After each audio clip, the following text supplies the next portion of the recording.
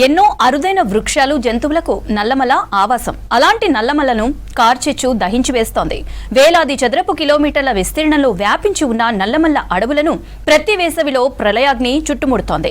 క్షణాల్లో చెలరేగుతున్న మంటల్లో ప్రాచీన తెగకు చెందిన అడవి బిడ్డలతో పాటు వారి నివాసాలు తగలబడుతున్నాయి. అరుదైన వృక్ష జంతు జాతులు నశించిపోతున్నాయి. నల్లమలలో రగులుతున్న కార్చిచ్చు జీవజాతుల ఉనికికి ప్రాణ సంకటంగా మారుతోంది.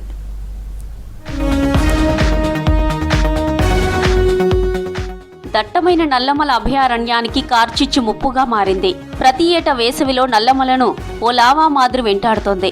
వేసవిలో మొదలవుతున్న ఈ ప్రళయాగ్ని రాత్రి పగలు తేడా లేకుండా అడవిని దహించి వేస్తోంది. ఈ ఉపద్రవం దాటికి మంటల్లో ప్రాచీన తెగకు చెందిన అడవి బిడ్డలతో పాటు అరుదైన వృక్ష జంతు జాతులు నశించిపోతున్నాయి. అగ్గిలో కాలి బూడిదైపోతున్నాయి. వన్యప్రాణులు, వృక్ష జాతులు, రెప్టైల్స్ మంటల్లో ఆహుతైపోతున్నాయి. కార్చిచ్చు అడవి బిడ్డలకు సైతం శాపంగా మారుతుంది. ఇటీవలే ఈర్లపెంట లింగయ్య అనే చెంచు కార్చిచ్చు దాటికి మంటల్లో సజీవ దహనమయ్యాడు. నల్లమలలో విస్తారంగా గడ్డి క్షేత్రాలు చిన్న నిప్పురవ్వ దాటికి దావనంలా విస్తరిస్తున్నాయి. వర్షాకాలంలో శాకాహార జంతువులకు ఆహారంగా ఉపయోగపడే గడ్డి క్షేత్రాలు వేసవిలో ఎండలకు కాలిపోతున్నాయి.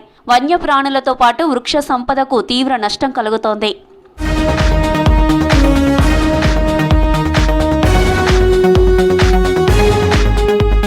నల్లమలలో ఇదివరకు జరిగిన మల్లాపూర్, బౌరాపూర్, ఈర్లపెంటలో వరుస సంఘటనలలో ఎంతో మంది అడవి బిడ్డలు ప్రాణాలు కోల్పోయారు.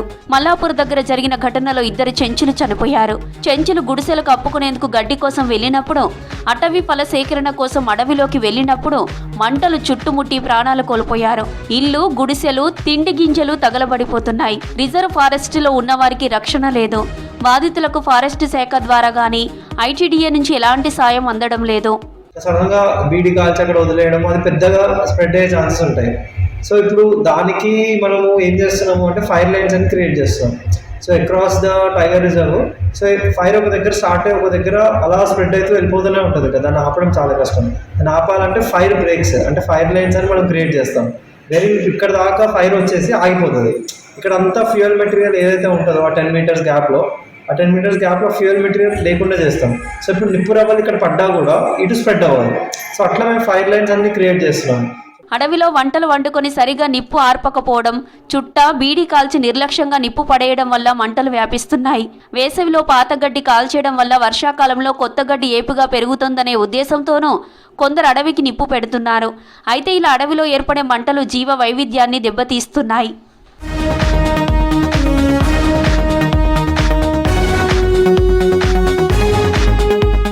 అడవిలో అగ్ని ప్రమాదాల నివారణకు నల్లమలలో క్విక్ రెస్పాన్స్ టీంలు ఉన్న ప్రమాద స్థలానికి చేరుకునే లోపే జరగాల్సిన నష్టం జరిగిపోతుంది. అడవిలో ఏదో మూలన నిత్యం అగ్గి రాజేస్తూనే ఉంటుంది. కొందరి నిర్లక్ష్యం, అవగాహన రాహిత్యం అపార నష్టానికి దారితీస్తోంది. ఈ ప్రమాదాలు నివారించాలంటే అడవిపై అవగాహన, పర్యావరణంపై మక్కువ, వన్యప్రాణులు, అడవి బిడ్డల పట్ల సామాజిక బాధ్యత అవసరం. ఇలాంటి చర్యలు పాటిస్తే ప్రమాదాలు జరగకుండా ఉండే అవకాశం ఉంది. వీటిపై ఫారెస్ట్ శాఖ దృష్టి సారించాల్సిన అవసరం ఉంది.